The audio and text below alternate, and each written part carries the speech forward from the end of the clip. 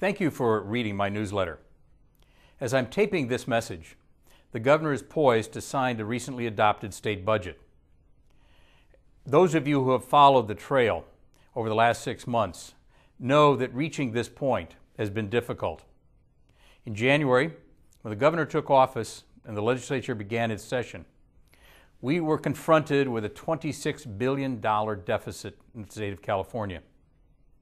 The budget that has just been adopted deals with that problem by creating $14 billion worth of cuts. Now, candidly, many of these cuts are things that I did not want to do. But I also believe that it's important that we be responsible with our fiscal matters. And so I supported the cuts, including cuts to higher education, cuts to programs for the elderly, cuts to child care. I'm hopeful that as our economy rebounds and improves, we'll be able to find a way to make sure that these essential services are restored. In the meantime, Californians will be faced with a situation where we will need to take care of each other in a new and different way. Because of these changes to the way we govern, we'll need to be responsible for each other. The budget that is being signed by the governor does include an expectation that there will be $4 billion worth of new revenue. These projections are based on the latest income data that the Department of Finance has been able to produce. This is good news because it means that our economy is finally beginning to rebound.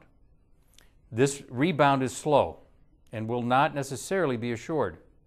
And for that reason, the budget that's adopted, I think, is very responsible. Because what it says is that if the $4 billion is not achieved, we'll have to make additional cuts. And some of those cuts are spelled out in this budget, including further cuts to education. So while the budget has been adopted, we've set the course for this year. I'm not convinced that this is over, because we will have to monitor closely those additional income, that additional revenue, to make sure that we're on target. And if we're not, we'll have to come back and revisit further cuts that will need to be made here in California. Now, the one thing that this budget does not do is it does not extend a set of taxes that expired on June 30th. Without those taxes, we are not really truly able to address the structural deficit problem in California. And so there will be issues to be dealt with again in next year's budget. But we've made significant progress. We've begun to put California on the right path, and I'm proud of the actions that we took, as difficult and as painful as they were. As always, I want to keep in touch with those of you who are my constituents. And so I'm hopeful that as you read this newsletter, listen to this message, you'll be spurred to ask me a question or to make a comment. Please access my office, reach me through email. I want to communicate with you. I want to make sure that I understand your issues and your concerns. It's the only way that I can truly represent those of you in the 21st Assembly District. Thank you very much, and please keep in touch.